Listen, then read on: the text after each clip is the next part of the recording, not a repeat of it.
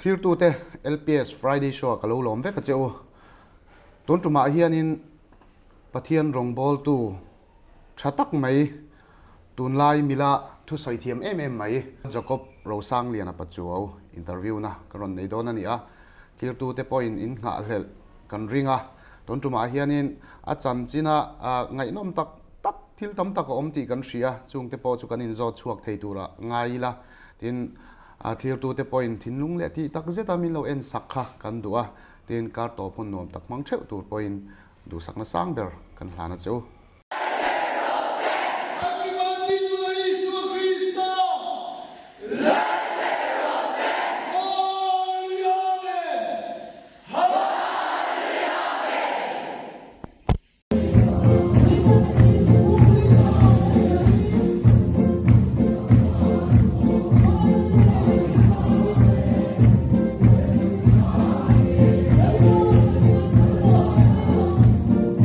ole Jacob kan ti meng chenga kumlama te po upazok ini na angin kan u ngal meng chenga hei inkom na hun thatak mai min pe ke ni LPS Friday so te chu kan lom khop mea tin thir tu te jinga po I chanchin hre chak tam takan om ti te kan ria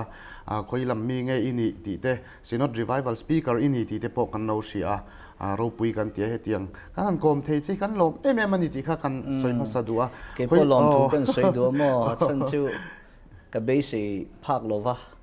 in shop lo en fo thina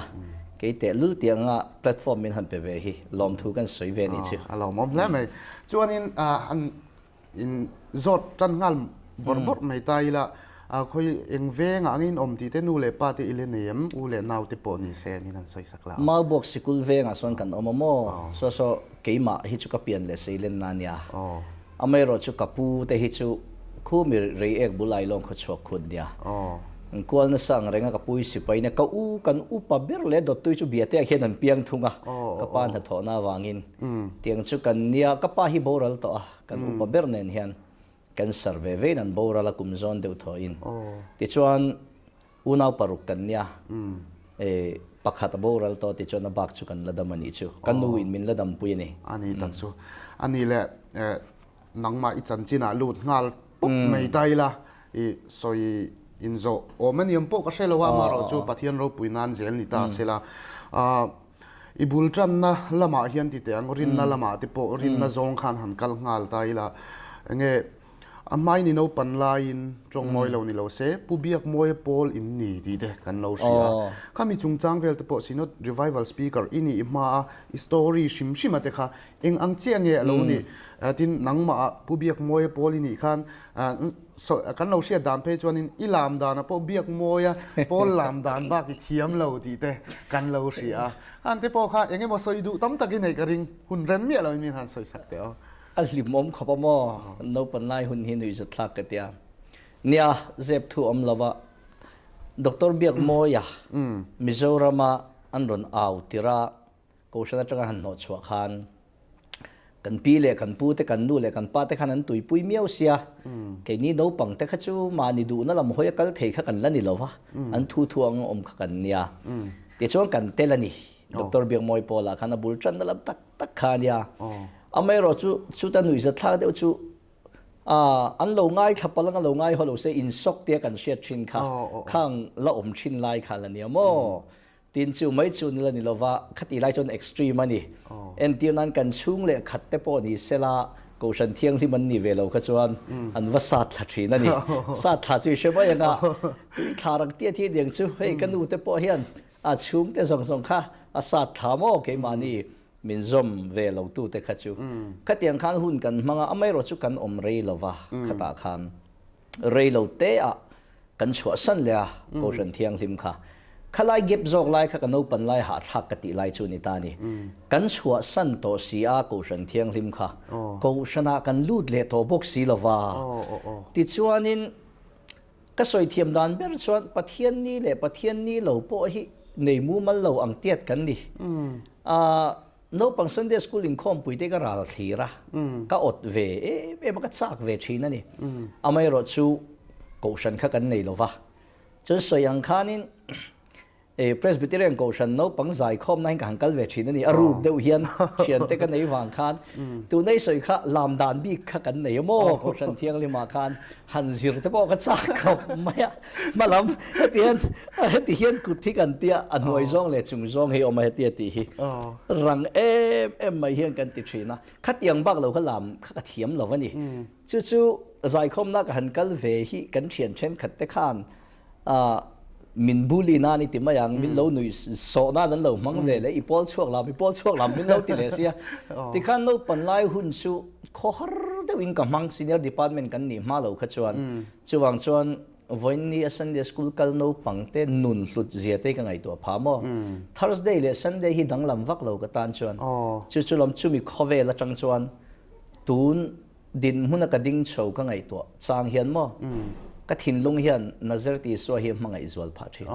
ani chu ka toy theyang ber ani kha ani le senior department a te po khanin i du thu reng wangin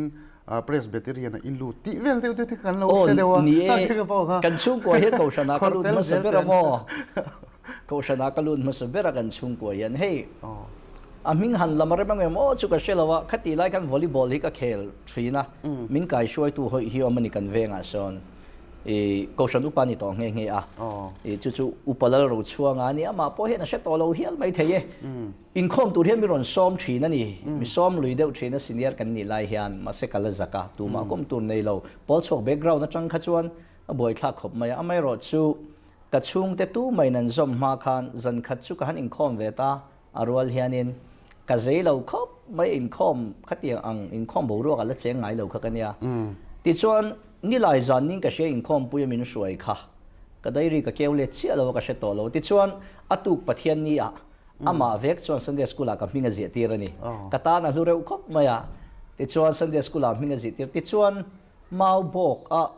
kan in dan dar mau bok kan lein thun khom vek lai khan senior department a chuan ka chan ta ni chu ke ma chau khan ka Presbyterian ma satani chuan anua I chung te chuan ron lut ve le mai nge anu a anon lut ve le som ko pa ko vel khanin ka shia ka chung te ron lu le hi mo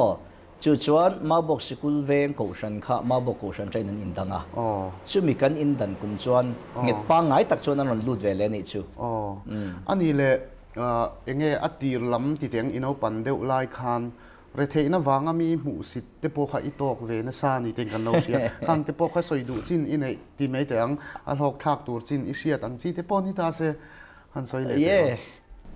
tual chungai ma hianin zir nai na hianin ko nau te pana min shia pui vak lo har sin ka tok ve na sal tu ka a chan chu tual chunga te chon kan soi ma bo ka kan nom pol chok no pang kan li a khami zo na kha chuanin no pan lai han tor shom deuh ka chu om ve ni amai ro chu mun sanga nu le pa ten zir na tha be se wangin min da me ho safa ten kan local khom to a shom ka ti deuh mai chu abi takim chum khat chu board kan exam don hian a school ming te soi rem lo angai ta ila hostel a khan kan oma hostel om na tur poisa ha kan nei to lo ni kumlak lo khan ta chuan ka pa hi ron kala kan principal mutur hian ka mi thla la cham ring mai phei khok se na chip che thi ron bun ani fur lai ni le nga la kan thlin to lova kan in la chuak mai nge tia amai ro chu zirlai za don set om singa khana ti thapol kan ni ve renga top 10 na te khan kalang ve renga board exam tur ni box si kha kan principal khan school dang hinga han exam ngot kha chu min ui ve te po ani mai theya mi te ang pui chon ram thiam lo na a chu wang chon in rem nan siam ta chu bu 5 bag khatin nan in rem ta hostel fee aya bu 5 bag khat ron da thina ka school lu na ka hostel om na tan khan amai ro chu khatiang teng ka zirlai pui te nan lo shia a hostel vela bu 5 chu chuma fu lo tum ten min han fiam nan ten han manga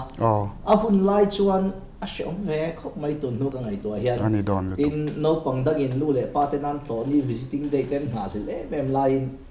nu le pa khawangai tho mai la ka tan chuan thil hu phurom deu ni thin tiffin akapai tuipo la khan wai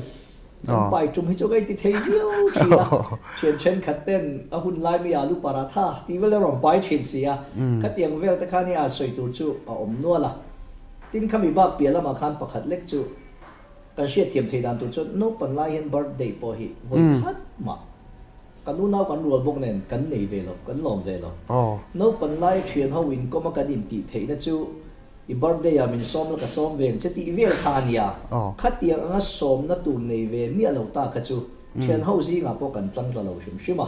khang ta khan no pan lai hun a chon thil show ma tling ve ni e chu wang chon ania pum som li ka ron thlin khanin ka ri ru kha in so thin rim dewa thazoi ti ma yang no pan lai zong zo in birthday nei lo in ko ma khong e ka tia sinot conference center a sonin ka rong bol pui zai mi ho te thei ang ka som kho ma ruai te nen ro pui ve ka thei to pa ro pui chon ka lom ve pha nge nge chu chu ka no pan lai status ka shil mai o me ta khanin pathian rong bol na pathian ro pui na te po lo ni ta sila ta khanin re thei tak chung si khan ingwang nge school tha an lu tir che ti po kha zona om thei tak ning ka sia tin khami pi alama khanin kan riat chak le chu zirna tha an da che u le naute kalau sia dan in chan chin kalau study dan atang chuan le kha thiam tak ini ti te kan no sia le kha thiam thei tak ini ti te kan no sia ta khanin enge I u nau zok te school thawak lawa ti tiang anda ti te ani chu min chom thei tu turani ti ani lai khanin pathian rong bol na lama ilu chhole ta dai boxia khang som som te khai u nau tan kha u nau te tan khan athana thak vi lo mo ti te po kha ni han soi zaw sak le deu te khami school la tang khan chan chhole tai la sia khalai khamo an siat phak lo hian kain thasung ru thina kain thasung ru tian shelo mai theian mani po hian tin nu le pa tena min be sei phui le min mit thla pui hi chu kani chho pui lo pon ka she thawani I min du sak ani kan u nau te po khan min du saka ka u nau te pon tin kanu le pa te pon ani a mi ang chon han thiam lo mai la ka tluanga zirna hian ati thapol te chu kan ni ve zela ka kalna pianga top 10 vela te chung kalang chho ve zela ni khati ang kha ni awangin be sei ke man nei po ni mai theya chu wang chon ka u nau te hian an ni tur ang zirna point an ni phak lo em chu ka in ti dewa ke ma wang hian chu tia ang chu ania wang khan ma thlir thui tak min nei pui ning ka shemo ka pa te khan u nau ji nga mi pano pangber ka lo ni box ya mi zo da na chon no pangber chon nu le pan en kol chowa chu wang chon na kina in nga na tur nia min be se na wang te po nia nga tin ke pon thei top chu ka chwani reng ana a toy zo in soi tai la khata changa rong bol na ka lu tak dan lai ta ka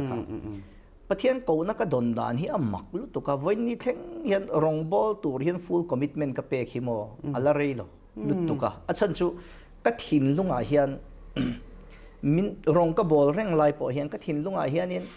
enge movalati du na nung hian min la khei thina ni amai ro chu ka in commit tak tak hi sang ni som pako chau kha ni a zong zong a thil dang ngai to lo mai la ka ti hi chu ta chuanin atol kan zuang do ranga pol som pani kha Mizorama PUI ya khan ron hong thar ta ama chon PU vek khani college an kal hala metric kan pass khan pol som pani kan pass khan KM higher secondary school atang khong kan pass chuaka khati lai khan pol som pani zirna tur kha ala om tlem shima aizola po hian ka shia solo chon government Mizo high school ale KM ale JL higher so dom ve to in ka shia kha chau kha kan ne ti chon mau bo ka tagin dor pui veng thara ke ma chung ka vakal thina ni ka ham pass chuak ta a ka pass chua hian ka pa hian entrance pe turin min tia khatila agriculture scientist di kha ka pa kha tuilu tu ka mo chuan ka in entrance ka pe ve ka thling lovani thil danga chong ka ti thal tu ka ma se min ron reject na chan ne ka shiat kha geography ka mark kha thatok lawa chu ka pa khanin thanem min ngai puya pol som pani kha ka pass no mi zir non tirani chuan mishing in chin kan shelova dammo shitlan kan tok theya atia BA kha kal ter tur mi ti boxia a haw tak khopa zana night college cha BA ka zira chuna pol som pani kha ka zir non le a JL higher secondary school a son kan non le ani chu ne tun thleng hian JL higher secondary school a kan kal ho thin ti te ka lo shelo le thina an ngai dam po ka ngai a chan chu kha khan higher ka shia chen ho chu KM ho khan nia a chan chu JL higher kha chu BA nen ka zir kop to wang khan ka bil to lo ni an mani khamo chu tia ang vel te chu ania chu mi kum chuan a toy join kan soita nga zirlai shoi tu kania jail higher secondary school akhan SUI hian general secretary kania zirlai chuning khom hi kan tel pui thina chuta ka tel pui lai chon pathian hi ka ma hian fia dewin nung taxi hian in puang ringot mai ni shiat thiam hlei theilo hian ka chunga hian naron thoka ka trap ta vak mai mo ringot mai la tin amak le zual chu min ron hnem tum min ron si te khan tak sa chet na te ka chan ang te khan chang ve ka zela ti khan kan buai ta noi chu ni ber maya kha ka ri ru rong bol nai na po chho tran dan chu ne ma se akar lak lo khan zir na wang te pon kan ni reng lo wa khatiang kha han chol le zir na lama han kal le phot te kha chu kan nei ti khan toy zoin khalai te kha chu kan ti phot mai nge chuan ani le mo kan na in zo chho zen tur angai tai la journal chungchang akhan kan zot le du che enge I thlen chin ni reng ti te po kha ya cha kom academic a hian ka subject ki BA a hian history ne mo chumi nuwa chuan ATC a hian Aizawl Theological College a hian external tun ma equivalent to BD ti thin external azir chi oma BCS ania chu ka hanzir le a chumi nuwa chuan IIC ama keini full time evangelist ang chi rongbol tur tan khan offer an rom peta chu MD kha ka tile ta rongbol na min pui to cha chu tiang vel chu ni han soi lu tuk tlak po om chi alo chuan ani le mo in zo chho zel tai la I chung te point le khathiam thei tak enge in nga na tura an lo ti ve che ini ta ti chuan in chu class 12 fela te po pathian chiang takin muta chumi tang chon aron in ir chua kanita chon khami tang khanin kalosia danin missionary in China te khani han kal le ta dai ti vel te kan lo sia khan te kha engril rupua kal nge ini tiang chi te khami piala ma khan China tanga ma bok kheng motor chuang ti ka kan lo sia ko ve la hian motor hi ka chuang thui ber ra ge bo te ka ti thir mo ma bok kheng han chuan te bo ha story ngai nom de hom kari adu is thar lu tu ka mo in korzel te no nia khalai kha kan soi kai nga chu zirna chon thanthe min ngai pui da ni sia posari kan han passport khan ka pa hian aman mo ani katlin tho kha ringa simple sa hian admission hi kan ti zoi mana amairo chu khati lai khan ka pa khan ma bo khai sikula khan katlin ringa bo kan tur khan min ti ta kan han di la anu za thla ko pa kan diu te chuan pakhat na ni zia don chuan anti principal kha da hu phurom khop maya chuan pol rian kha kumchan ve ka kal kumchan ve chu ko kal manem o katia pol ko top lam kha kan zamani the first second term exam hanin ka sia chumia chong kan zama ma se ka van ne kha ta po khan voi khati lo kha chu pakhat na kha kan vekin ka sia mo kan ni tlon vekin ka sia mai thei sim nang ma ka van nei thina hei ka van nei ne chu thil ka chiar hian ka share reng nai nan sam thina mo chu ka van nei nanin ka sia mai ro chu thil ro pui ta khan ni lawa vasoi ten ni lovin ma bok high school te kha chu a competition kha chu tiang lu tukin a lo lian lawa chung wang te po chu ani zo ka nga kan thiam lu tuk wang lam po ni lovin amai ro chu ti khan poison khan soi te la ti chon chu tia pathian ko na kan dong chu mo pol som pani kha an BA ka zir lai ni ka ti kha ka zir kop tla ta boi thal to lai hi ka zir lai ti ve ve kha nga ya chuan jail higher secondary school a son crusade ang un ti ta ni kan zir tir tu te khan a hlim om lu to ka tun thleng hian ama po hian a she to lo mai the min encourage lu tuk tu khata kha na oma ke ni rong bol na bulchan tir bulchan po kan ni phak lo chu chu pol chuak no pang thin kha kan ni maya chu ta tang chong ko shana senior department kha kazir chuak ve don to senior department kum top lam ka hang to me kha kha puitlinga ka len son lovin ka siamo ti chuan ka kal kha sikul ka vakal le kha crusade an lo rota ama hian a she to lo mai thea u pasingur than tlong a hian ani kha high school lam zir tir tu nia min ko vani chuan min tong trai ro alo ti ta ke nin kan ngai san lu tuk khat I lai te chong kan narwas khom mai tinge sar ka ti ai tun lai tharau lam bo ro khati ang atle mek lai hian adong tu ina I tong trai hi a tha ka ti atia upangur than tlonga ka tong trai khan ke ma kha confidence min petani ka kala shil le lawa ma poen ko shana mani lo ka porong bol na ka ne thu ka soy khat la ko shana ama kha sabram la ma lo zin dai maya ka shil man lawa ti chuan crusade chu kan nei ta mo jela chuan chon mak em mai ngai nom de chu tharau lam thil he chu ta kan ho chu JL เวลาขัดยังสกูลเวลาแต่ college Johnson College อาซอนก็ crusade บอกขัดไล่คัน night college ละเนี่ยมั้งชวนนุนคริสตัดที่อินเทอร์วิวที่มินในนี่พี่เบบี้แต่เขาคันชวนกะฮองฮีกันอินอัจฉริยะเดียวตักมาเซลันเทนเสียกับกันไล่เฮียนกันเกาชันมิลิมนุปขัดเฮียนกัดทิลจันเลดอนจงจงขราละเทรนอาลาวเต็มเวกอาลาวเชเวกจนมักกะติลายนี่ก็อีปนจนมิโกวานี่มิโกวามิจงใจสักชวนจะมีจงใจสักนูชวนการขัดเลี้ยมเล่มโอ้ก็เตียกันสกุลกันครูเซดนูกันริพับลิกไฮเออร์สแคนเดอร์สกุลอาซอนวันเดย์ครูเซดกันนี่แหละนี่ชวนกันโกชันขาน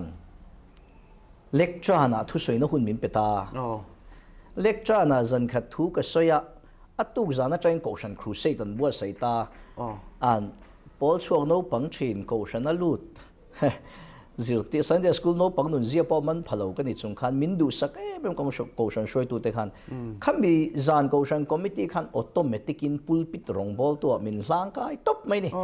ti chuan deputy speaker councillor voi khat po ni ngai lo kha speaker ta chui mai chu kan caution da chu ka gai to let le hian mo kan noi dan tu le min lo do thei dan ni ka ngai to ro pui ka te tun nu thleng hian mindu sak kan caution a son cái ang tluka tual chung ko sei nan roi tam hin omang emo ka te chu chapo thil lam ni lovin ka ngai hlut na zo ka ni chu ko shan min du sakna ma bo school ven ko shan son camping le crusade hem voice sari min roi to ni kum theng kha ning na roi ka man lo thin zo ke ma hi mo ti chuan ne china chai nai ti lai kha kan lut to lo ka nge ka thil soi hi a lo doi lo soi ko lo thin zo na lo to ma i khati lai khan kan MP hui pusila ro sang ate khan project kan lo ne ya chu mission to China kha khita chan chen thashel kha project kan lo ne ya polan lo siam ani chuan EMA ti ni tain ka sia chuan khata khan mi hikal tur nin ka sia mo amai ro chu ni khazoram dung le wanga pu fakte ne pathen hang ta chuan interview khan ko ta ke khachu tum po kan ni lo amai ro chu pathian min ko mek na tlan zui ka du awangin batlak na ang cho in ka ve interview ma se min lo la tamai ani ma se kan ho tu te kan mual pho ni lo sela helai kan ho tu te nan shelawanga khilai kan han om dan kha pathum kan kala pakhat nu pan ni to heng he kan thian te pa boral to ka ngai thin khop maya an ni pon an soi thenga khilai khan engkim mai kha lem ve khi min lo producer ni chu an mani vamol phonan ni lovin ka soyang khan khati lai kan ho tu te tak tak khan an shet po ka ring chi alo Burma kan thleng chowa Burma train ID lem Burma ho ID China kan luta ke kha khopui la ya Mangshia Yan'an province second capital a ko ma ka thian te pe chu nom ngam to lo thingtlang a an oma kan om ngam lo na chan kha Christian kan ni wang po ni to lo chu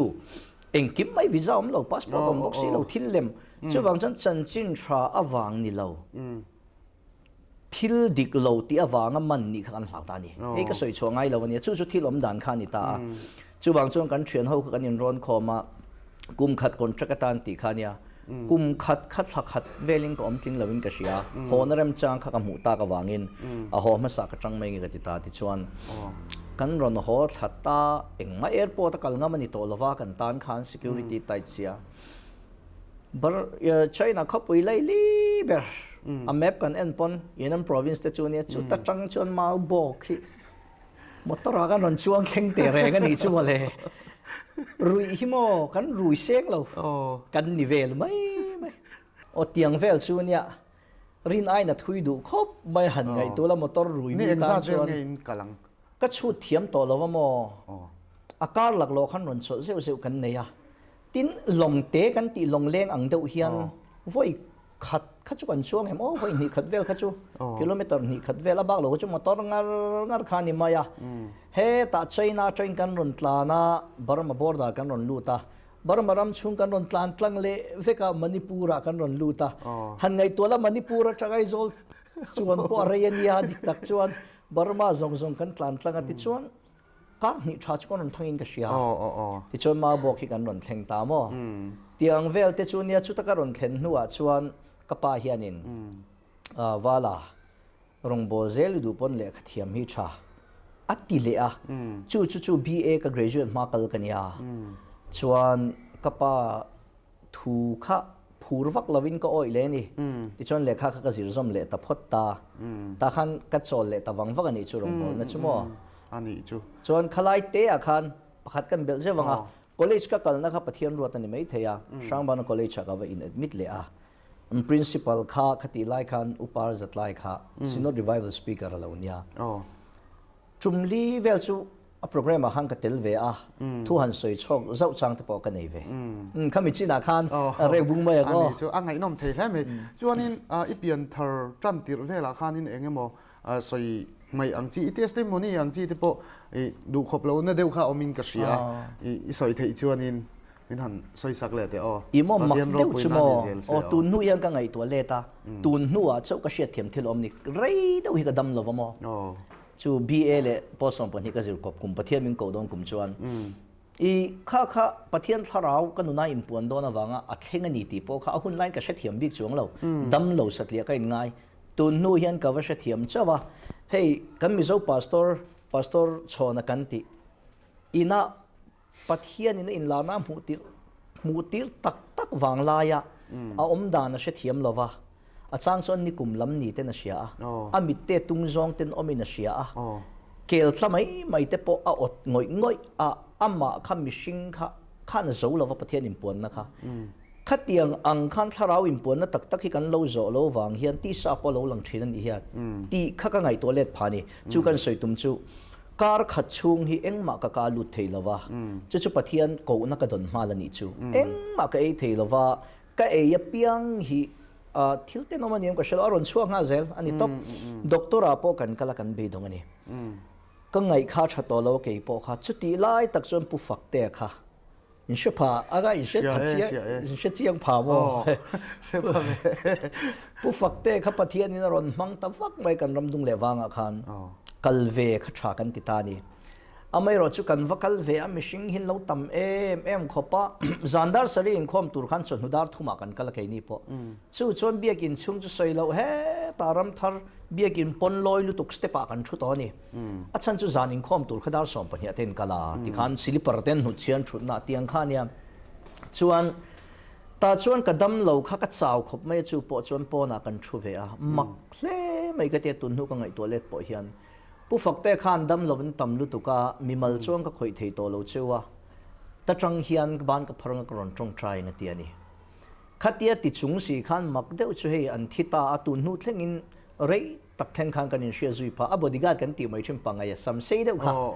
kha a shil ruwa aron tir ta wang ani kom na khan chu su tharau lam thil ve kan ni hi ati tu nueng ka ngai to a aron tir wang a po na ka om kha minong ko luta ti chuan kabula aron pheita pu fakte kha kalu chunga hian kut aron ngata a nga rual khan kadam ti shiat na chiang tak hi ke maron thleng ta ni chu wang chuanin katan khan a hlu ka ti ve reng me chan chu lali so chungchang farisaiten ati dam te ne nan han sel do na kami ta ti war mi wa tiang deu khan a hun nung lam te po kha nia koshanan belu tuk lo te po kha kan soi thina khalam chu soi tur kan nei lo amero chu kata ni ro chuan a hlu khop mai chu wang jong ka tharau po khan a tong try pui rei ani ama khamo chu tia ang chu ni chumi ti dam na ka sana changa kar khat chia chu pathian ko na ka ne na pathian ron impon na khan ni ta chia chumi in puang turin tham chu ka zo lo niang ti tu nei ka ngai to ta ni chu ani chu pathian bel ruat te po ini na kha alang chiang khoping ka sia chu mi sang kara ron ko wang han ni lai te po kha thil mak tak ani mak chu ka ti ve reng mai ki mo aro pui hle mai chuanin ani le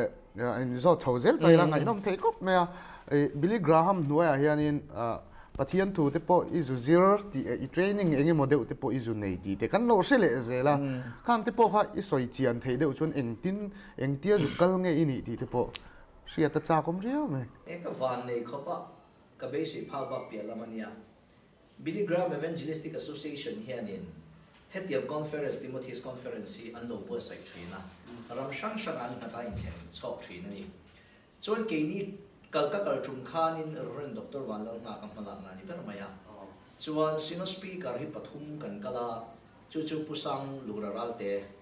ani kha kan zinga chuan upa bera kum lama chuan MLA te point candidate nge a ani khan ne huwa MA zone huwa BD kha ATC train zo le a chuan kan thiam pa Henry ani Bangalore train pathian thoi masters thlenga zil chua ka chu lo le chu engineer wala kan te shet karing deuh hleka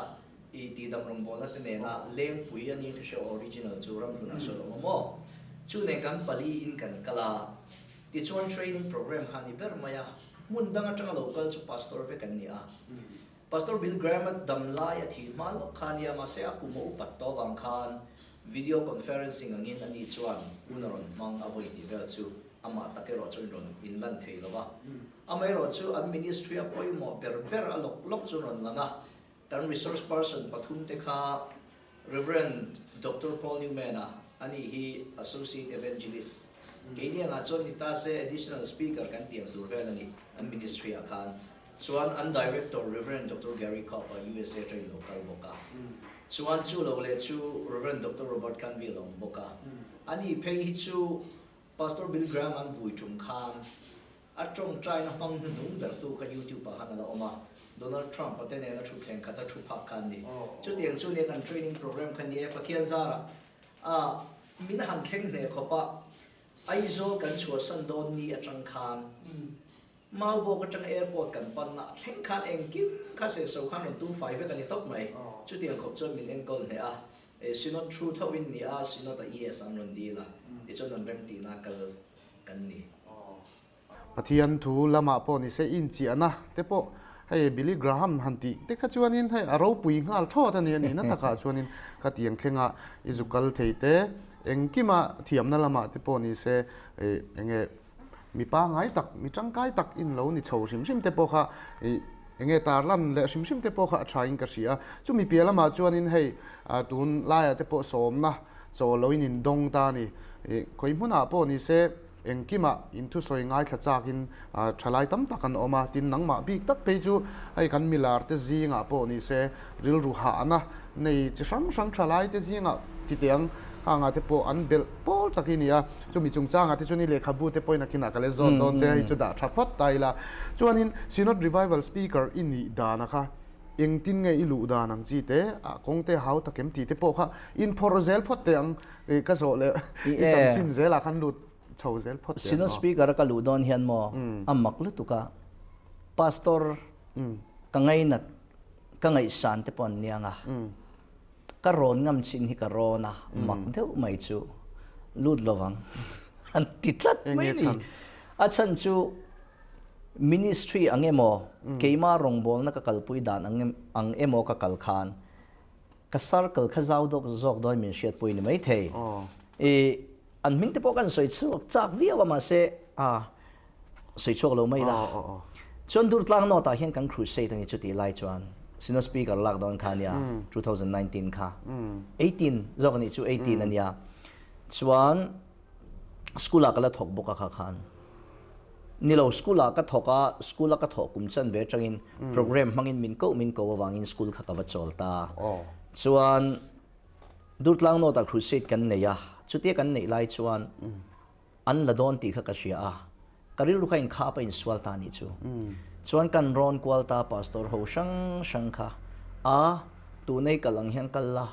in expose thei zo kang rampo na te antia mindu sapui na ve khania sinot speaker vani thalo lam ni lo khan om zia zok chu du khatia chet vel kha ka zalen zok min rin puina khani mai thei se mak em chu pathian rem rot ka tong trai ta pathian nen alalpa sinot revival speaker ka lu ve le du ani chuan tuna karir ru phir to ka thin lungin hemi huang chunga chang rong bol hi adu si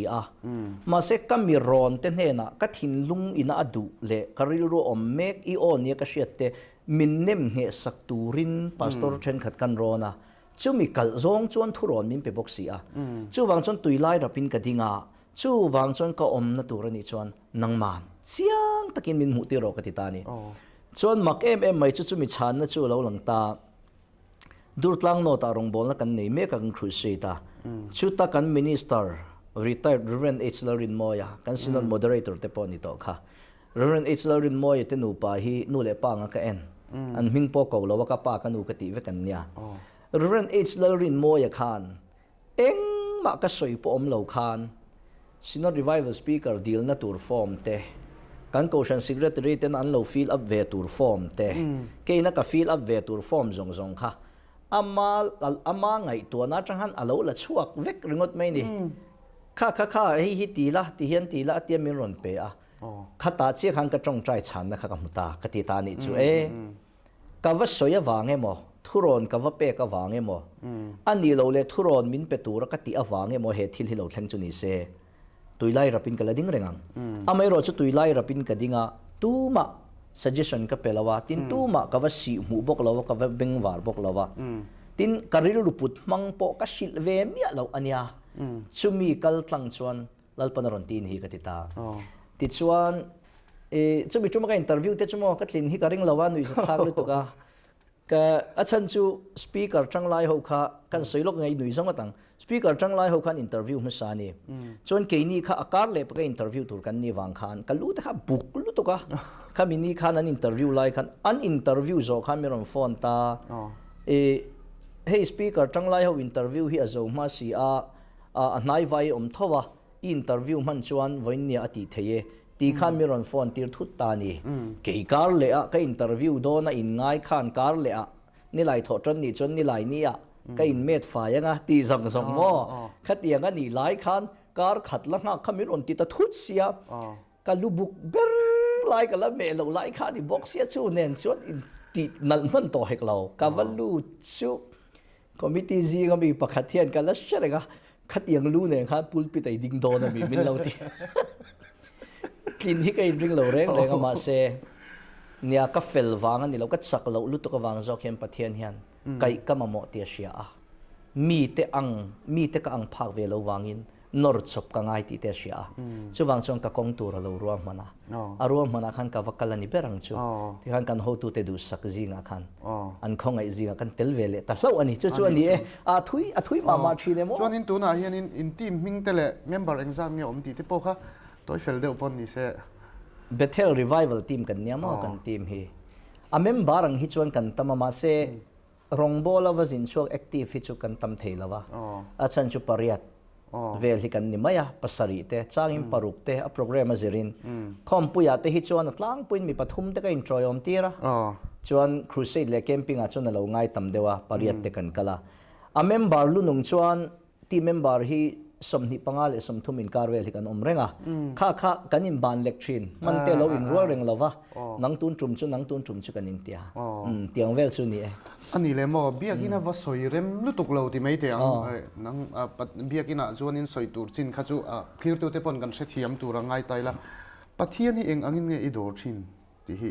nangma inun rim si mai fian real nuna te poni se eng ang takin nge inun iman thin ti hi se cha kan om garin kat imo maklu tu ka amma chuan routine hi ka nei ve thina nitin bible hi bung khatal ka chiara chuan hetia jing le zan mu do na tong trai ni lo hian a shan pa shim shima tong trai na hun in ser hun bi khi chuna le zana dar ko ka nei thina ni chuna dar khat vel bor a hian amai ro chu kha khrei de ka practice a thok khat lai khan chu ka ban san ti la ka ban san len chak chu ni lovin ti chang po ka le nei thowa ma se ka devotion dan ber hi tun hnoi chon mak khop maya hei motor ka khal lai ti han chang chuan tui do hian ka tong trai ina tui de wa tong trai ka tuma prayer room office ka nei ta mo ina so khata ka lu ka ti thei lo po kha tui do ten ka tong trai mi tui tla ten a changin ni sela ka khua hi ron harangoi ngoya chutia ka kho harangoi ngoi chuan lalpan min bia ka du ni mo ka tia chutiang anga ka kho harangoi ngoya pathian o ngai thlatura ka kal chuan ke mana atira program ka pre plan ni lovin karwa man log ni lovin kho harangoi ngoi na zo ka ke ma lo thlenga chumi kho harangoi ngoi lai ta ka lalpa o ka ngai thlak chuan nung takin ka dong tlang pui chu tu na ka hun man dan tlang pui chu ni zok ma kho har hun chau kha ka ngak chu ni chuang lo ma se kho har hun kha ka nga thin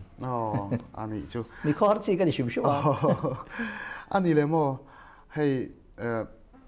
ichian te zinga izir pui te zinga po ni se huna kal zela I attend to officer te pon no ni anga in kal nine izon na khain ang don lo ta ni ka tiang te ingai tu chang khan ti tiang ami sing na zonga han ngai tu khanin o pathian lama kalau tlan na salu tukle zirna kha lama thiam pa ngai takani thosi ti ang changa ngai tu te poi nei ve karinga khang te I thian te officer te ni mo midang dang hlo ting te I mu chang khan enge pathian rongbola hetia iwa kol hi khovel taka han ngai tu chang te inei ve thinem in chir chang te inei ve thinem ti te po kha machine na ang khan thil kheng theilu tuk tura khan ka ngaya kha enge engtin nge nang ma khan rom thin ti chu mo ne china ka soi che khan ya rongbol tur hian azong so in kein commit har ka ti na chan che khan ta ni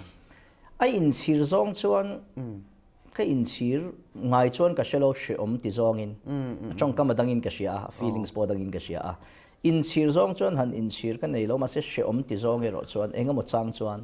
mishing kan nya khovel thil taka an din hun va id va o ve na wanga han in so deuh chang hi chu thok khat lai chu ka nei ve thina ni mai ro chu tiang ang aka om lai chuan khovel thil taka ka I ka o ten an mani an ka chak ngoi ten kha kong zo khalo zo ila chuan o ka ti vong na tura ka ma a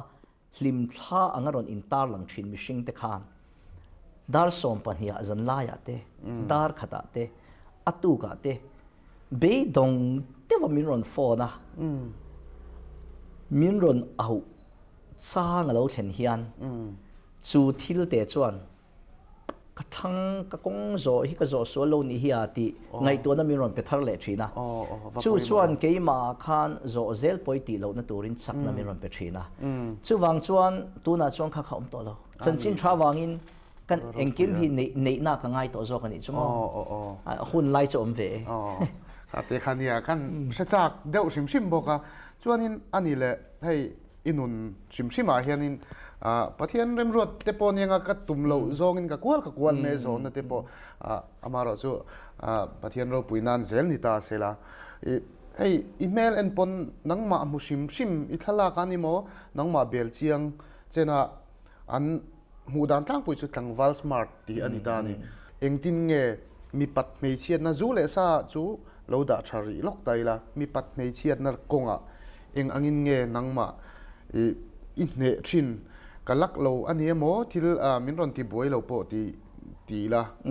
karing lem lo wa achan chu pathian in achoi moi chewa tin tlang wal smart takilo ni bok ta ni ta khanin eng angin nge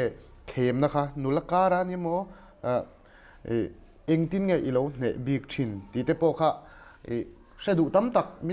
tak chian na nia mi pat me chian na ti te khanga te po khanin zona kha cái mình ron dar deuh mai the lo la khom chiam ringa o I relationship hi mo tluan to lo har sab na kan to chuan mishing hi kan do ya I she thiam mai ang ti chuan chu wang chuan ei hi chu tu na ka om dan hi chu ka past experience ina shinania ka fel lo wang te pon yanga ki mai hi karin chan tlak lo wang te pon yanga I ka experience a hian ka lo na to mo ti bol mai te ka lo na to thina chu wang chuan khi ta train he ta po tha ka ko om pha na te po lo ni to thina chu wang chuan tun din huna chuan tia ko om zui zel na chan chu khami khovel wa in barlu le kha ka doi to ni chu I she thiam mai ngi chuan khami khovel ngai che wa in barlu le kha chu mi wang chuan hlau zui vek tur chu ka ti na ni chuang lo ma se hei me chia kom po hian chian ang as a friend tang ani lo chuan me chia po besi ke don ila serious tak tak thailo na om zen nun chung re la khan khami kan past experience ang chia lo thleng le hlau na khan kan ton to kan dai pel to kan lo ke chiat to na khami nga ya wa in bar lu le she na khan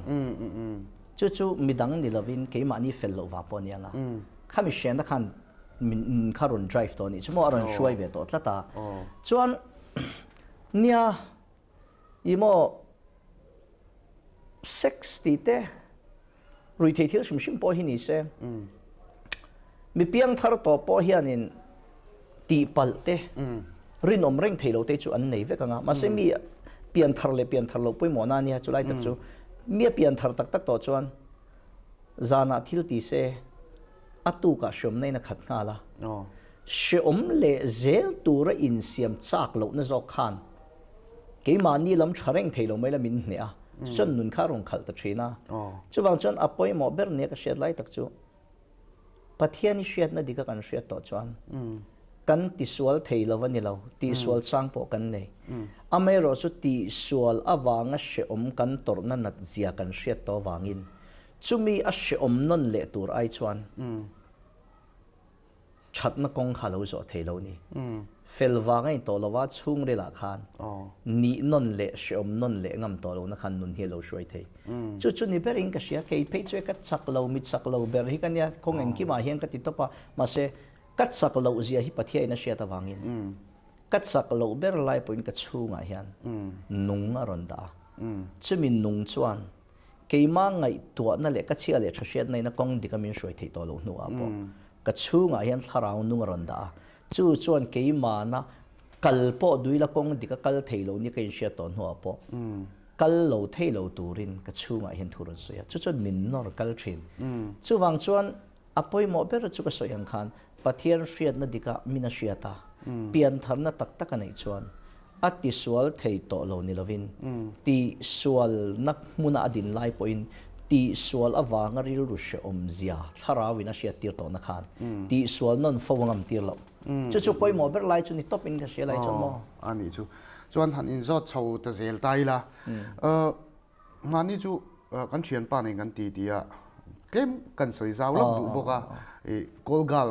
movie mani khan kan siama chumi chungchanga kan soi du zo ka chu e thalai tele sex ti chungchanga khanin enge mani in free clap masturbation kan tiang chi te e trong moi lo ni lo se thlir tu te pon an thria chak tho ka ringa e nangma i mu dan le pathian thu zong pon ni ta se e mania kan soya chuan in kan thiam pa chuan a e kain sum thailo ai chuan in kawati mai kha apoyami ti ang chi te chuan engemaw a doklak zonga ti ve shim shim te po ve pal the ni ta khami chungchang vel ha kan khelani chu chu a pathian thu zong ani mo imi mal ngai dan po ni se zo na te poron kalaron kalve ka ringa nangma po enge ilo mu dan shim shim masturbation hi ti hi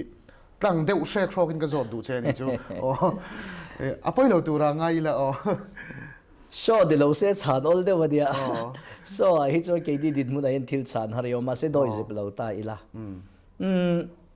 mishing zong song ni phunga hian mi pa ngai chon chak na hi om veka chu chu phat rol ani lova mi pa ngai kan ni chuan chuan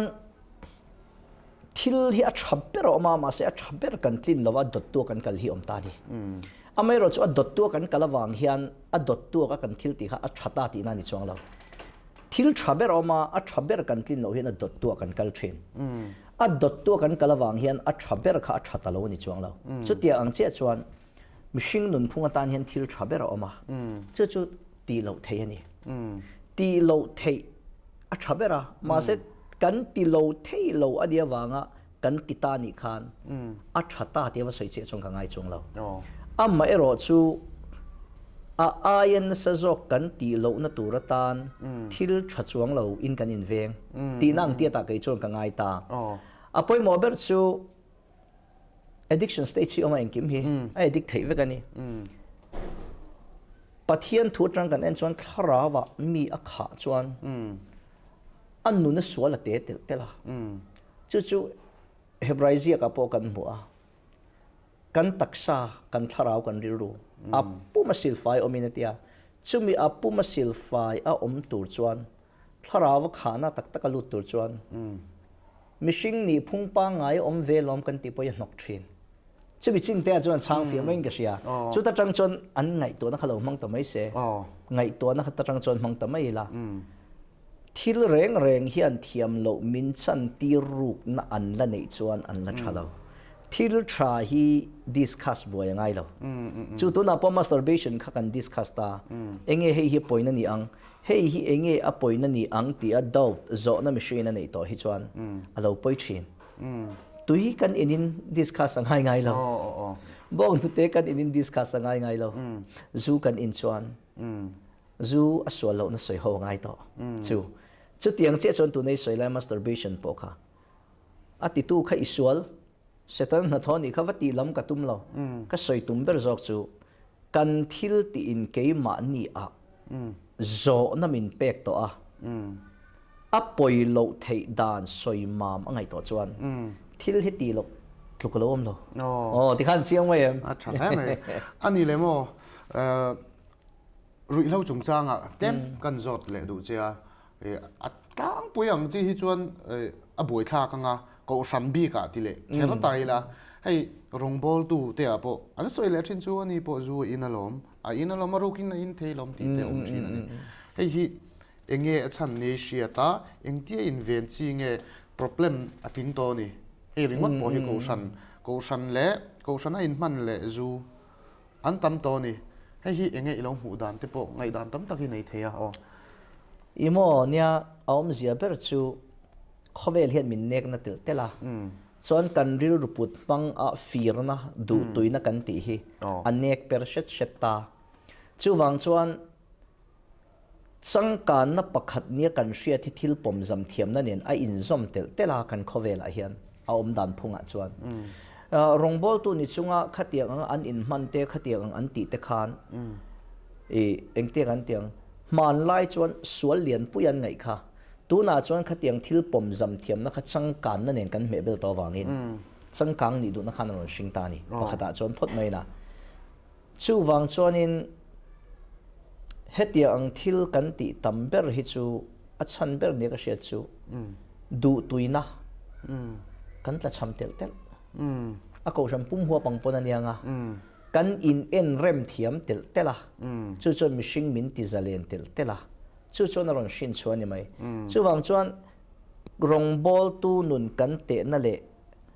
kan shui po hi hei a hian mar le ngam se la chuan chu kan kal mar le main karing a ka chang emo khalai kha a thak khopin ka sia chuan ani le mo a ko sam sim sima po ni se hei ke zon hei aron sang deu noi a tin in zo thiam po a har ka tia a chan chu kalo in buat sai dan kem kan sai le lok doi ile khabu a po nakina ka zo don tho chea ta hen a kim khopin ka sia a thir tu te point nakina in lo chiar ve nge kha ka du pui chewa nakina kan soi zau tho tu na ngai taila ta khanin tun laia praise and worship te po kan ti ta ni chang kan na kha i ron soi zeu ta ni chumia chuan thok khat lai kha ka ria chu lo chun covid zalen chho vela khan praise and worship khan war khop meya apoi ka ti reng lawa amaro chu mimal lo ngai dan chuanin ko san huang pe lu to ka thilan vati tur kha a tul na khero oma mi ti ngai dang kha kalo nei ve ni kha mi chung chang kha ka ve khop me tho khat lai kha doctor shakim a pe chu ka zot nge ni angai dan te po kha aron strong khopin ka sia enge praise and worship kan ti te ko san huang pe lu to ka kan ti hi enge ilo mu dan ti te po kha sia ta cha kom riu me ei zona sensitive thei khop mai imo ka ngai dana chuan mong pathian fakle choi moina thilania traffic ama se ka ngai poimo lai tak jok chu i zo na shul jok a khan kan thang thar te zinga hian i swa hi picnic type a zui tum kan puang ti ka lawa i she thiam mai party type in enjoyment type in entinan i swa hi du her chona khol ang tia ta van nei thei hi amani chu tiang zir tir na chu kalpal theya entinan status lo upload ta pagat chuan new boots praise the lord pathian hi wa tha em on ti ta ni phone thar ne ya khati lir kha a thalo ka ti na lam ni lovin khatiang ang zonga i swa hi du her chona khol le hlim pui reng tur lom pui reng tur du nei theina tur ang zonga i swa hi wanga ya enjoyment type a zui tum nei a hringang ti ka hlau zo ka a chan chu a biblical talk lo khami ni chuan a chan chu lal i son ama zui na kong tak a soi hilu ka bung ko sam ni pathuma khan mi 2 point mi zui du chuan qualification pakhat che soi ma ni shom poisalavin ni ti the cross point mi zui ro set yani chu pola soi pon ni lo peter soi pon ni lo ama i so soi nge hi asten nga ya la sten reng i so kan zui wang hian ho i var theyang uti na lam chu ni lo ho i va she omang uti na lam chu ni lo amma ero chu mi in huam masai ni so in zui photanga ti chuan chu an huam masaka wangin pathian na changamal som nan dong ani chona tha mase voin ni a chuan kan ram thalai rol ji nga hian tam ber ka mu chu i swa hi picnic type a hlim om zong hlir in ko hua zui tum na hi heng thil sang hin a hring chuak ti hlau zong mai ni a pathian fak le choi moi lai ngor kha chu va soi sel thei pon in ka shol min an fakan choi moi chon ma se kha bo ruak kal zel tu ra kha ero chu ulu ka ngai ka ti ani chu chang thiam thei khop me khami apoi mo le to clear tu te pon an hlok pui ngai tu ra ngai tai la chuanin thil pakhat le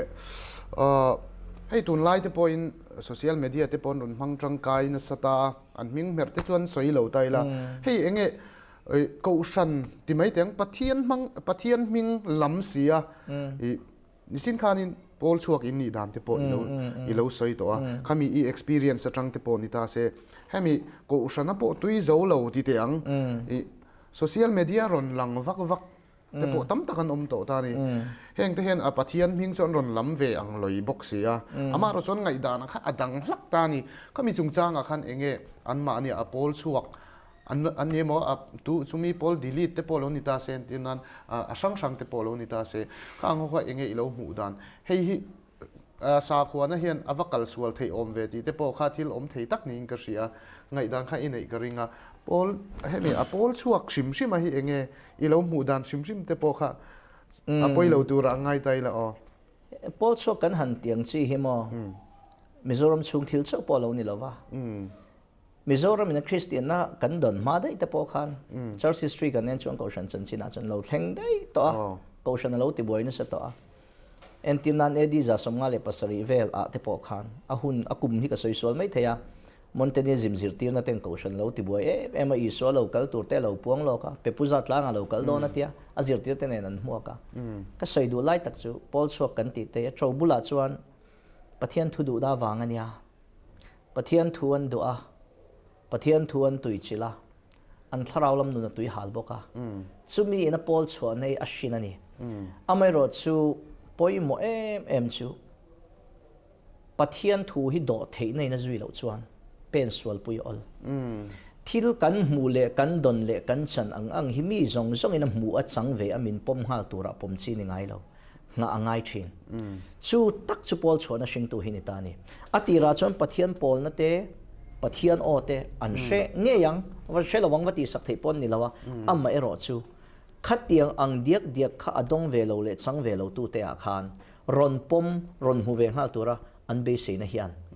an ngak thei ta lova in khun zom pe lo na kha ron sing ta ain la sang ta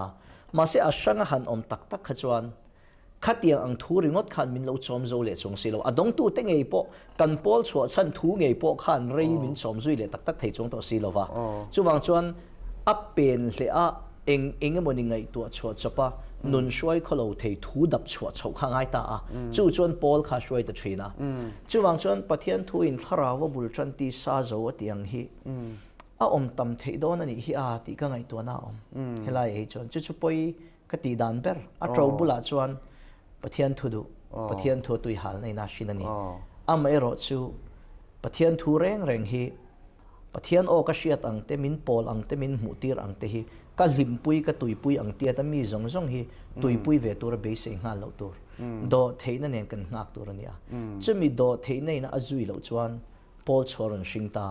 chon pol kan han chua khan kan chua pui thu khan rei tak min oi tlei zo le lova thil dang dap chua lo ngai le ta kan dap chua non le na kha chu pathian o chua pui po ni la pathian o ani to lo thina kan ngai to nen kan in shoi zui ta thina chu lai tak a chuan poi hiom ta thina ni ei sang kan lo mu to mo soi sen po ni lo kan rama po ei tun ma changin pol sang soi vek lo mai la ka chu tam lu tu ka soi sen lo ve chuan ni chin khanin zona hi asang thei khop maya tin han ti pa po in zona tur kha om zel maya chumia chuanin kan hriat le cha ka chu hei thalai lama nang chu itlana ta ni tin enge nangma bi ka thalai ten ti a big in ti teng eng har sat na hi nge an ron khen nem ni sia ta eng ang har sat na nge thalai te hian kan nei ni sia ti kha zona om thei tak ni ka sia imo an har sat na zona khain anglo amaro chu 90% mo 70% chu hei chu zona tiang zong hin aron kal tang pui ti ang chi te po khan in oi yang em ka shelawa ngai thatu te po in oi ngem chu ka shelawa When nia kan thalai te har sat na tam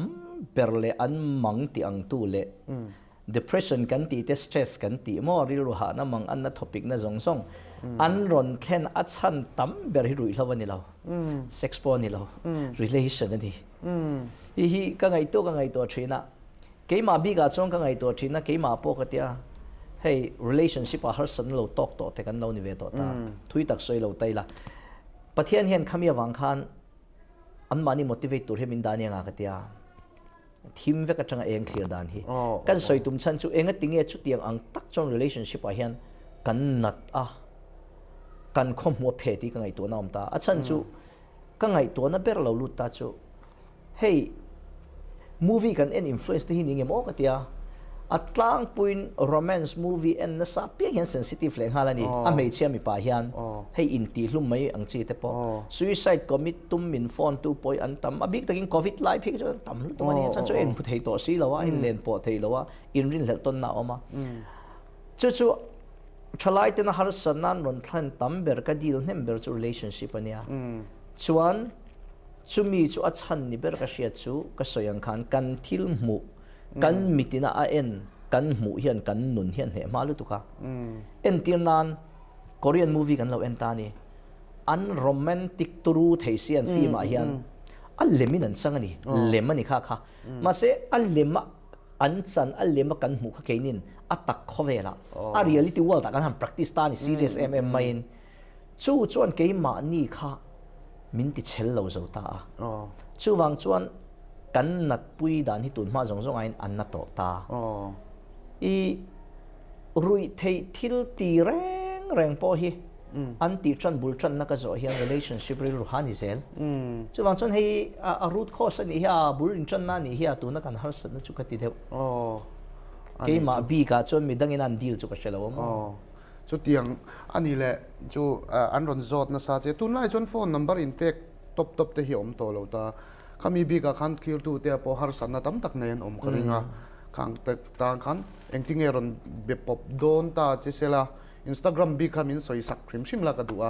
ni zona har san na nei te po in open rank karinga chu mi bi ka chun Instagram khan engting nge anon bi po theina tur che kha in soi sak ngal te o an lui za thla khopa Instagram hi nia mana khan Instagram a hian tim mai la ka tia chan chu phone chu boy thak thina ka tia jing dar som pani dar khat ve la te nói tak ron lu cha hi om ve ni phone call hi nói lo tur rik mai kang she to si lawa Instagram po chu tiang tho chu ne tira khan ka tia ma se hei pui ngoi case an om reng la ya ho lu tuk lo in tlar hi lo ve le thin thiam mi hal tu zu open to chon pakhat open to chuan in chiar sak lo te lo nom lawa tin thil pakhat soidu ka nei tel nga le ro chu chung kwa la om ho me ka har sat na chung chang a hi chon advice ron lak tum to lo se ka duwa a tam lu to kai a chan chu mi in chung chan china vain ro langai deal ka du le pathian ina deal turamin ti ne ka share thi chu ani tur ang ni zo to pen ngai na shelo te hi ni en tina mai nu pa in lo in chen to a in chen nu thil ngai zong an lo in chen chen nu thil a ma chan dan kha zo kha an ma ni pui ka tum dan hi chu nia lai an pani in kar in ti thiam lo ap kapa hian kan du shon kan du hian ti hian min tiring mai eng tin nge khati don ti ang reng mi in chung om dan tur va soi chi khani to lawa kan soi kai mai lo en fu ta kin chan lo in du ni kan lo bok se ma se a she om mi nu pa an pan pasal te si pai no ma chu an ron tia kan ni reng la in ko reng in kar va in rol hi chu thiang lawani amai ro chu ni Instagram kha arem chang ber Instagram akhan ron ti mai ta thin ta selamo Jacob Pacho Bethel Revival ti kha kain da na nia amai ro chu apoi mo bi pui ngai tak ne ka share thi chu Instagram a hian ka number ka drop zui mai thin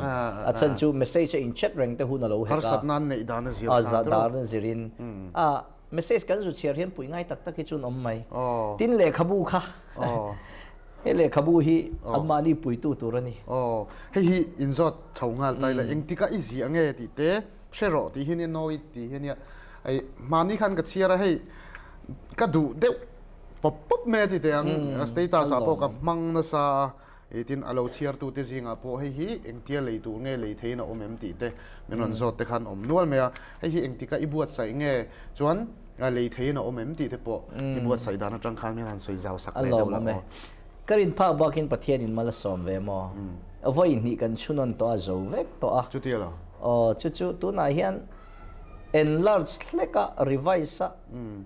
ti turem maniango ka tia cheng zaman lekha ni boka bu cha lawa chu cheng za som nga te ti tai la ti te ngai to na ma se chu po chu tu na hianin ka van ne mi ron zo thin tam lu to ka revise boy lo mai la ti top hian reprint le la ti te po ka ngai to na me ka ni eng po ni se ni ka zia dan lai mi ron zo kha thil hi pui tlin hi lo har khopa mo ka tia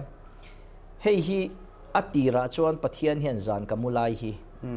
har sat na nei te pui tu tur thu hi min pe thin ani ka to ang to ka ton ang tong ke ma anga mit sak lo ve bok te pui na tur hi zan la ya te ka thowa WhatsApp ka save thin ni atop lama la thu moi ka da ang chi ho kha ti chuan Instagram a hian ka post ta ni chu ta Instagram ka post chu WhatsApp group siam ro an ron ti ta chuan shing nun cho ti hi WhatsApp group a rei lo te ka siama ti chuan hla thu moi ang chi mi shing nun so phok da chau chuan ang chi kha ni tin hian ani tin chu ka tin lo deu kar khata voi thum te ka post thin ta ni ti khan an lo hlut ve thei ta lu tu ka chu ka ngai to na khanin i abu siama than ni hi a ka tia chu ti lai mek chuan ril ro ha tak shom tak kong sang in phone call local ve box sia thokat lai phe ka chu video ka siam pha chung ho pol chuan lo en ve toem ka shalo cheng sanga vel ka met khora ka vom vela ek lo I khami video te ka siam pha chu ta tangkal zela chuan ka thu soi hi min an ngai thavek phasi lawa ka rong bol na huna mi zong an in khom phabok si lawa chuwang chuan pui ngai tam tak an om ve ni hi mole keim ang boka pon lam lan dana chuan hlim ve deuh pon lam lan dana chuan eng thol ve deuh ma se kan mu pui phak lo phe na nun room ve thin mi kho har hian om ve treu do ni hi mole ti ka ngai to na lo om ta a ti chuan abu in siam teng ka ti ta ti chuan kha chu ta tang chuan ron in phua chuak ani ber ani chu hei thra ka ti deuh chu tlem kan comment kan pele lok duwa a toy box sia ti teng tun lai thalai mil turin hei phek khat vel le ka hian ti hian iron ti zo thei zela hemi a thra kan ti le dewa chu comment kha kan pe lok anga min ti puya chiar tu te min ti puya a to pa cha na hi iron siam le thin lai hi a tha a strong khopin ka sia he tiang hi mizo le khabu a chun ka chiar to china chun a tam lo khopin ka sia a dang lamin ka sia mi bi khe print le huna po an ron lei le chur tu ra khan ngai tai la chuanin kan zo le du che chu a top lam te po kan hnai chho chananga nang ma hei sinot revival speaker lai ni to ta ni hetia han ngai pon aro puya asang po kani hetia han ngai mei point chumia chun nang ma hian enge dang lam na inun eng angin nge a hlima eng angin nge alo lung ngai ve thin ti hi hria ta cha kom ka tia chumia chuanin pathian nei tu ini a pathian rong bol tu ini a beidon chang te inei ve thin eng tin nge i ne thin ti te pathian ne na in relation a that tak lai inun nom da na kha clear tu te min share sakla ka duwa eng ang lim na nge inei thin ti la ya kha mi nei lo thil eng ang nge inei bik eng angin nge nang ma pathian ne na in connect that lai nu na kha ti hei clear tu te po min share sakla ka duwa chumi te chiat ka cha khami ka soima khan le khabu khamo ka zialai vek khachom pathian min puya atam lo boka khami tak ka chukar hnia ka zo vek chuti lo pathian kha min pui athu kha ani chu J Seti motivational quotes pakhat ka letling ti le tuin kho Archie Williams sa chanchin toy te ka ziak ti lo khachu pathian ina ke ma min pek liu vein ta ni le khabudang po aro pui viau lo ka tin sam po khamaron boy po ka nei lutuk lo khata khachuan chu khami bi kan soina khani chu tu nei ron soi lai kanya pathian khong ai nei kan dong ve na sa khop mai ti hen speaker te kan han ni ve ka ngai to hian ke chumo intimitak thiam lo chi kanya thian ho om khom po mi po hian min sheswal ngem o in sum ngai ni ti chang ka nei mi vakom zung chi an minga ko zung chi chu ke ma shim ka character ka mi zian itani rongbol na huna po kalila kanau te zo khen chang chu intimate tak ve de uro kom zum zum mai min ti chang an nei thin ka rong bol pui te ho hian team ho hian khati ang mi zian nei khani intimate tak thiam lo kania a chang chuan ka phak lo din huna hian ka ding ni hian ka hria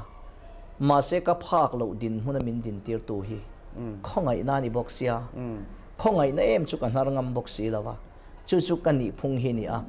soyang khan program te pon ye kan phu lo hei isia takin tu na po tun ko ma thu pui ka voi thum soi na tu ni le der to ta nak tu zana mission veng thlang bial be chen khom puyan ya ti hian tun thla zawang mars thatira new vervek a zan lona ka ke manga chanulama zan lona ti khan hmaru waste ti khan program hi aim phaman chho zutta kan soi chan chu heng program ka ma lo in chop le lo thleng le ko she min lo dor zong zong po hi ka mu chang hian ke ma lam ro pui in ti nai chuan in oi lo mai thea in thashun ngoi le za ngoi chang te hi mi shia pui phak loin ka chunga hin kan dei thin pathian laka hian phu lo ka in til tu khi ka in kil toi thin ni chamo pulpit reng a hian ka rong bol to na te chuan an hrianga ka lon ma hian leya hian pulpit kai lon a hian ka dinga ka tong trai fak thina hetia ka tong trai chin chan hi ti tha min ti bai thei bi chon ma se atak taka chuan pathian mun thiang hlim ber kei ve mai aru ka in tha da that chia ti thadu lo thina phat san thina ka ding ve le mai thin kha ka in sit lu tuka ka that wang ni lovin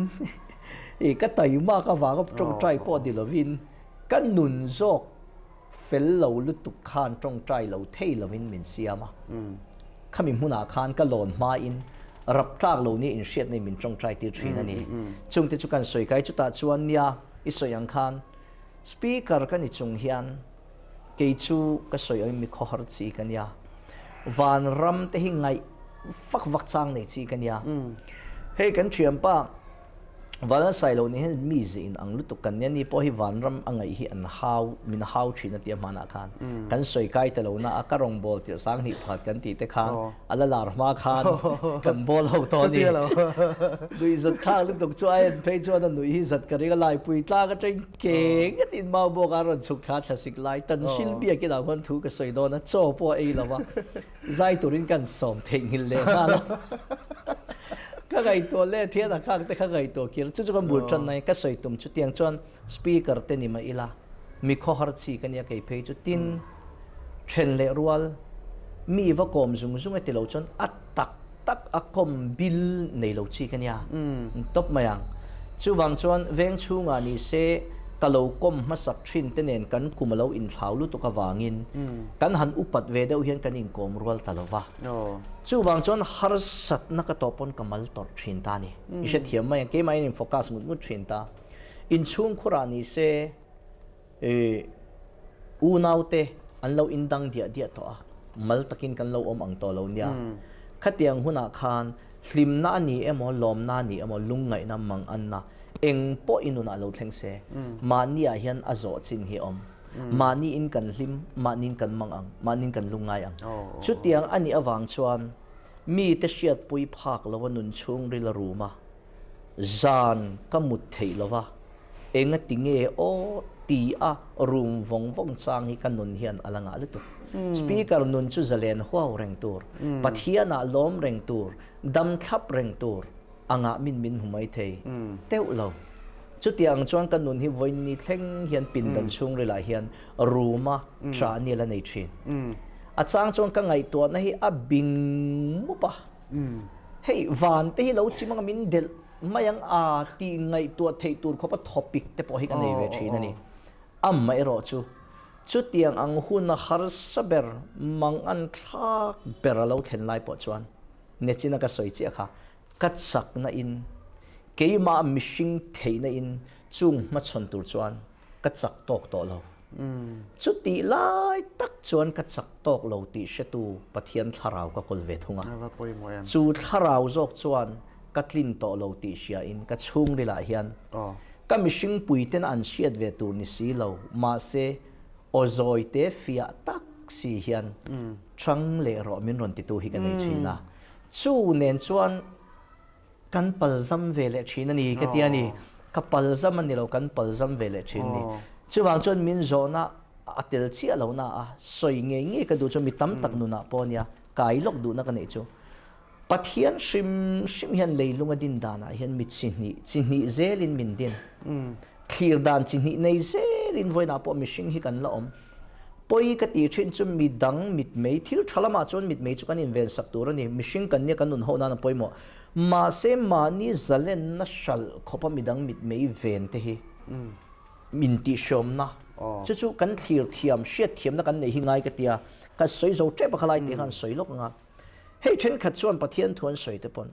nat na lo thleng te lungai na lo thleng te pa setan an tho ve ka han pu mai te ol ma se setan thil tumber chu pathian ti hlo cham pathian mel min hu tir lawani amai ro chu kan nat na kal tlang hian pathian ka mu ni se chuan setan an pathian min hu tir tum te lo chu wang chon thil thlir tiam na kha poimo ta ni kan don son thiam na kha i thui ka soi to lawanga atirin pathian in mi pa kha ama mai om tha ti lo mei chia siam tel chu tiang ze chon bible hi kan en chon pani nei ze lenan kal entinan zakopa oma esawa pakhat ngai dan dang kha heta ismail le isaka khati zel kha ka soi tuma kan lut to lokanga voin ni mishing poi ting chu kan lani ta ni entinan ipal tlang to inun hlui liam to mangin michen khatin ante che chuan chung chu anun hlui ni ma se voin ni chon hetiang hian om le thei ti tu i tonga nga le lam ve thunga che chuan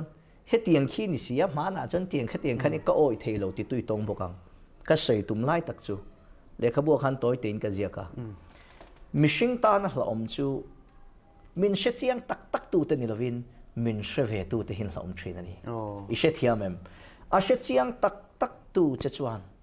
i chiat na ber soi tur she ma se i chat na soi tur ala shetel talang nang ma she satlia tu che chuan adon masak ber chu inuna negative lai ani a chelai kha chu mi lia khu na tur inuna that na ron mu turin a hnai le si lo che a chu wang chuan khovel a hian chu tiang ang chuan min hual vel awangin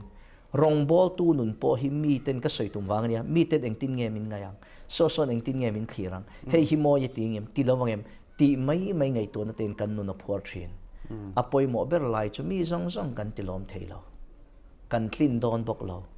apoi mo ber chu pathiani kan chunga lom se kan nun hi zelena atok ani mai chu wang chuan oi zo na chu ka chang thui tama me ti khan ka chak lo ve thi ne ka hlau ve thin pola be pon chak lo le hlawin na sa taka khur chu in ka om te ti chon ke ni ang ta bi soi lo wa leng ani ma se chu mi hu na lo then lai po chuan mit sak lo chunga hian mit sak krista chinunga oma